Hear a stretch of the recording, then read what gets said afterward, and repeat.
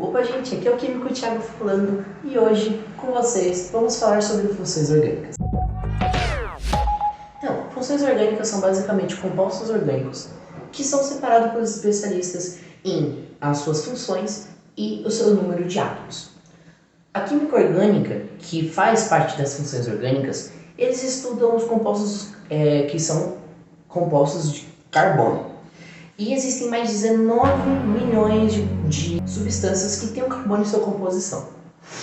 E assim, a química orgânica serve basicamente isso, para organizar os átomos e ver qual a composição deles, a estrutura e a função deles. Alguns especialistas viram que na química orgânica que existem alguns compostos que têm o OH em sua composição, que seria a hidroxila, que sempre vai estar ligado a um carbono saturado. Então eles observaram assim os compostos e viram que existem uns que eram iguais, outros que eram diferentes, e por isso surgiu as funções orgânicas, para separar cada um, para ver qual que era a diferença, quantos átomos tinham cada um, e existem vários tipos de classificação dentro das funções orgânicas. E agora eu vou dizer para vocês quais são elas.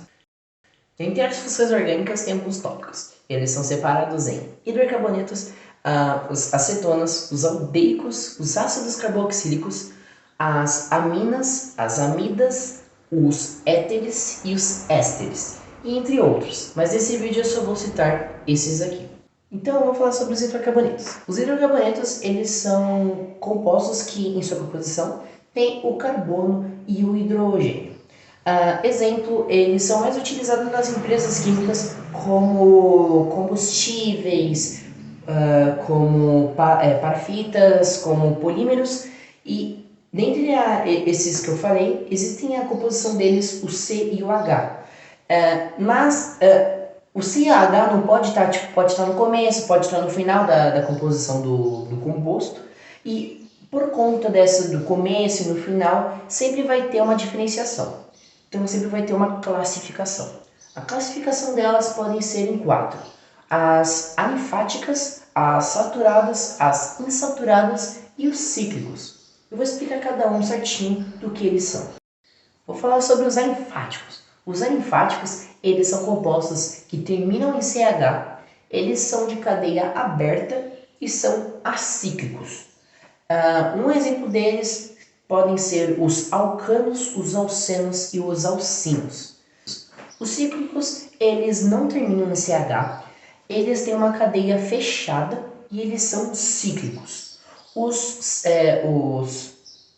cíclicos podem ser divididos em ciclanos, ciclenos e ciclinos. Agora eu vou falar sobre os saturados. Os saturados, eles são compostos que têm uma ligação simples entre o C e o H. Agora sobre os saturados. Os saturados, eles são compostos em que tem uma ligação simples entre o carbono e o hidrogênio, entre o C e o H.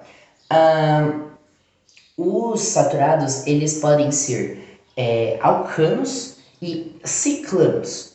Agora eu vou falar sobre os insaturados. Os insaturados, ele tem uma ligação dupla ou tripla entre o C e o H. Eles podem ser bastante, eles são em grande quantidade. Eles são os alcinos, alcenos, alcanos, os ciclanos e os ciclenos. E os aromáticos, todos esses são insaturados. Também a nomenclatura dos hidrocarbonetos. A nomenclatura é algo não tão difícil, mas também é algo não tão fácil. É algo mais decoreba, assim. Se cair numa prova sua e não tiver uma tabelinha mostrando como você classificar, como você dar um nome para aquele composto, né? Você vai se dar mal à prova. Mas assim, ela funciona basicamente assim. Exemplo, vai ter uma fórmula que vai ter o C ligado com H, ligado com uma ligação dupla, uma ligação tripla. Aquilo ali você vai ver dentro da tabelinha, nessa tabelinha aqui, E você vai ver, quando tem uma ligação dupla, uma ligação tripla, tem um nome, a quantidade de carbonos que tem nela você vai dar um nome também, quando é 4, quando é 3, quando é 2. Você vai ver aqui na tabelinha e você consegue basicamente fazer o nome do nome daquele composto. Você consegue basicamente o prefixo, o sufixo, você consegue saber a quantidade de carbonos, dar um nomezinho e no final tem o nome, propano, propanol, propeno e tudo mais. Agora eu vou falar sobre acetonas. Acetonas, elas são compostos que têm uma ligação dupla entre o C e o O. Então sempre vai ter o C, uma ligação dupla, e o O, que vai ser, o nome disso seria a carbonila. Sempre em toda acetona vai ter uma carbonila. Classificar a acetona basicamente por número de carbonilas. Então se tiver uma carbonila, é monoacetona. Se tiver duas carbonilas, seria uma dicetona. E se tiver três, tricetona, e é isso. Quando você tem uma carbonila, sempre vai estar ligado com o C de um lado e o C do outro. Então, carbonila sempre vai estar do lado de dois Cs, dois carbonos. Lembre aquela acetona que você passa na unha assim para tirar o esmalte? É basicamente um dos compostos da acetona, o nome é cetona, literalmente. E a acetona também pode ser usado nisso para tirar o esmalte e também na fabricação de remédios em alguns casos. A classificação da acetona é basicamente a mesma classificação do hidrocarboneto, as duas primeiras. Número de carbonos, número de ligação, só vai mudar o terceiro, seria basicamente o número de carbonilas. E é isso, basicamente, a acetona. Agora eu vou falar sobre os aldehídos. Os aldehídos, eles são compostos que têm, eles podem ser alifáticos ou podem ser aromáticos. Alifáticos são compostos de cadeia aberta e que não têm anel benzênico. E os aromáticos são compostos que têm um ou mais anéis benzênicos. Então, como vocês, acho que vocês entenderam, que os aldehídos, eles podem ser alifáticos ou aromáticos. Os aldehídos, eles são compostos por H, uma ligação simples, o C, uma ligação dupla e o O. Então, a maioria dos compostos que são aldehídos tem essa composição, o H, o C e o O. Agora eu vou citar alguns compostos que são aldehídos. Um deles são o metanal, o etanal, o propanal, o butanal e entre outros. Todos esses compostos que eu acabei de dizer são encontrados naturalmente. Então todos eles são compostos liberados pela natureza. Podem ser sólidos, líquidos ou gasosos. Eles podem ser usados nas medicina, nas coisas que nós usamos. Então a maioria das coisas podem ter a presença dos aldehídos, que são compostos naturais. Agora vamos falar dos ácidos carboxílicos. Os ácidos carboxílicos, eles são compostos que têm uma hidroxila em sua composição. E a maioria dos ácidos carboxílicos, eles têm a hidroxila e o C, uma ligação dupla com o O. Então a maioria dos ácidos carboxílicos tem essa formação aqui, que seria o C, uma ligação dupla com o O e uma ligação simples com o OH. Isso seria a hidroxila e o carbonila. E vimos isso em alguns aqui que a gente foi falar, que seria as cetonas e os hidrocarbonetos. Falamos do OH, C, ligação dupla com o O. Então vamos falar aí que é alguma coisa que é parecida aí e tal, é isso.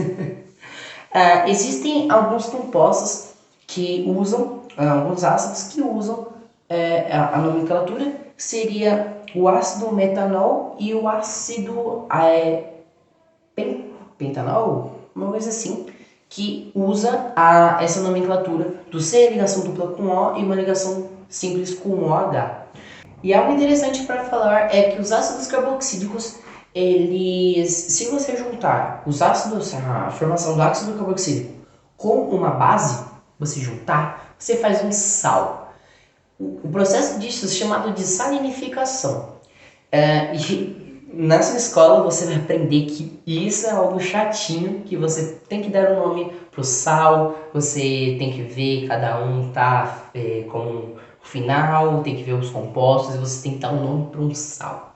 Isso caiu numa prova minha, achei bem complicado, mas é algo muito interessante para falar. Vamos falar sobre as aminas. As aminas elas são compostos que elas têm os átomos de carbono compostos em sua composição no caso, e elas são derivados da amônia, que seria o NH3. Como que funciona as aminas? As aminas elas funcionam basicamente assim. Você vai pegar o átomo de hidrogênio do composto e você vai trocar por aquil ou aril. Então, você pode ver, basicamente, aminas podem ser a primária, secundária, terciária. Como funciona isso? Seria basicamente assim. A primária, você vai trocar um hidrogênio por aquil ou aril. Se tiver 2 hidrogênios, vai trocar os 2 por aquil e aril. A terceira, 3 hidrogênios por aquil e aril. Existem as aminas aromáticas e as aminas alifáticas. As aromáticas, ela tem aquilo do hidrogênio, só que assim, as aromáticas, você vai trocar o hidrogênio por aril. Só as aminas alifáticas, você sempre vai trocar aqui o hidrogênio por amil. Então não vai ser aquilo de amil e aril, as duas a mesma coisa, pá, isso e aquilo, não. As aromáticas sempre são aril e as alifáticas sempre são amil. Então tem essa diferença. Algo interessante, uma curiosidade para falar, é que as aminas, elas, como são compostos da amônia, seu NH3, elas podem ser utilizadas em medicamento, a maioria é utilizada em medicamento, pode ser utilizada em cosméticos ou outras coisas. A amônia, ela é derivada de animais mortos, então peixes ou cadáveres, que podem liberar a amônia. Uma outra curiosidade é que a amônia, ela pode estar presente na cafeína, usado em alguma droga, alguma coisa assim, que pode ser que utiliza amônia em sua composição. Mas a droga, ela é utilizada amônia de uma forma errada, porque a maioria da cocaína, ela é liberada para o povo, para o pessoal usar, e é isso. Só que a cocaína ela é utilizada basicamente em medicamentos fortes. Agora vamos falar das amidas. As amidas, vamos falar que tem algo parecido ali com as aminas, tem algo parecido ali, ó, amida, amina, tudo igual. Não é tudo igual. Os dois são derivados da amônia. E também tem os átomos de carbono e tal. Mas elas têm processos diferentes e cada um tem algo diferente entre si. As amidas, elas têm aquilo do radical, que seria o aquil, o aril, mas as amidas têm algo que quando é ligado com o hidrogênio, você vai trocar por canil. Só que esse hidrogênio tem que estar ligado ao nitrogênio, obrigatoriamente. Então, podem ter as amidas primárias, secundárias e terciárias. As primárias têm que ter o canil, que seria o hidrogênio, ligado ao nitrogênio. Então, um canil ligado a um hidrogênio. Secundária, dois canil ligado a um nitrogênio. Terciária, 3 canil e ligada a um nitrogênio. Então, um nitrogênio ligado a um hidrogênio ligado a nitrogênio, dois hidrogênios ligados a um nitrogênio, 3 hidrogênios ligados a um nitrogênio. Algo interessante também é que as amidas elas têm um processo diferente de ser formado. Como eles têm um caráter mais básico, você vai encontrar basicamente as amidas só em laboratório. Ela não é só liberada com cadáveres de peixe ou cadáveres que vai ter a amida, ela é formada em laboratório. Então você não vai encontrar a amida no ar, assim, também. Tem uns compostos que você encontra no ar, assim, e aí, uma decomposição de animais ou de uma fruta, algo assim, você consegue encontrar. Só que as amidas só são feitas em laboratório. Agora eu vou falar sobre os éteres. Os éteres, eles são compostos que são oxigenados, ou seja, eles têm uma molécula de oxigênio ligado às duas cadeias carbônicas. E essas cadeias carbônicas têm o C, que seria o carbono, e o hidrogênio. Os éteres, eles podem ser nomeados em simétricos e assimétricos. Os simétricos, eles têm, de cada lado, os dois lados são iguais. Então, exemplo, uma molécula H3C, no meio tem o O, que seria o oxigênio, e uma ligação simples, o CH3. Isso, os dois lados são iguais, que tem o H, o C3, o H3C e o CH3. Então, os dois lados são iguais. Se fosse assimétrico, os dois lados, os dois radicais, seriam diferentes. Então, seria, por exemplo, H3C ligado a um O, ligado a um O de novo, e um CH3. Então, os dois são diferentes, porque não tem esse O. Esse O surgiu do nada. Então, são assimétricos, pois os radicais são diferentes. Os éteres, eles são compostos muito inflamáveis. Então, eles têm que ser mantidos em um lugar extremamente adequado, porque eles são muito inflamáveis. A utilização deles a maioria da utilização é em laboratório, para dissolver uma gordura ou algo assim. Então, basicamente, os éteres são utilizados em laboratório. Existe a nomenclatura dos éteres, essa aqui, seria basicamente você nomear com o número de carbonos, a mesma coisa dos hidrocarbonetos. Mas ela tem a terminação do oxigênio. Então, quando tiver quantidade de oxigênio, vai ser aqui classificado. Agora eu vou falar sobre os ésteres. Os ésteres, eles têm um nome parecido com os éteres, mas eles são totalmente diferentes.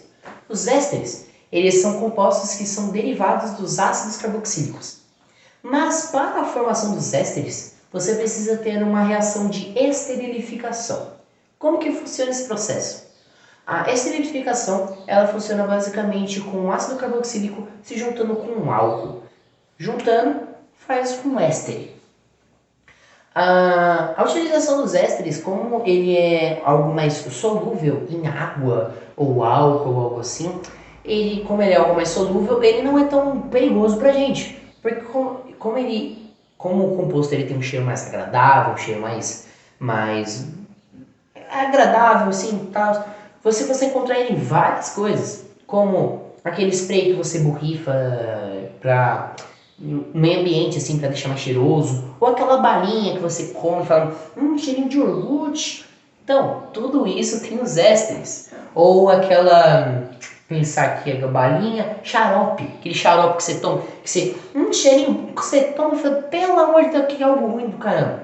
Mas é o éster que tem esse cheiro agradável. E também existe a nomenclatura dos ésteres. A nomenclatura dos ésteres funciona basicamente assim. Existem o sufixo e o prefixo. Só que assim, dos ésteres é totalmente diferente dos outros que eu disse. Existe o prefixo, o intermédio, o sufixo e a terminação. Então, não tem aquilo de prefixo, sufixo e terminação. Esse tem um intermédio. E é basicamente isso. A maioria dos compostos orgânicos que eu falei aqui, que tem essas funções orgânicas, separando cada um, você utiliza no seu meio ambiente. Então, nas frutas, um peixe morto, como eu disse, ou naquela balinha que você toma, aquele xaropezinho que você toma, tudo existe algum composto orgânico. Então, compostos orgânicos, tá no nosso meio ambiente, nosso medicamento, tudo tem compostos orgânicos. Então é isso. É algo muito complicado de você estudar assim certinho. Nomenclatura é algo bem chatinho de você decorar, mas você fazendo ali, você conseguindo lembrar daquela tabelinha, você consegue fazer certinho, mas é algo simples de falar, um pouco complicado, vai por você, porque essas tabelinhas é muito chato de nomenclatura. Então é isso. Então, um salve do teu químico Thiago, e é isso.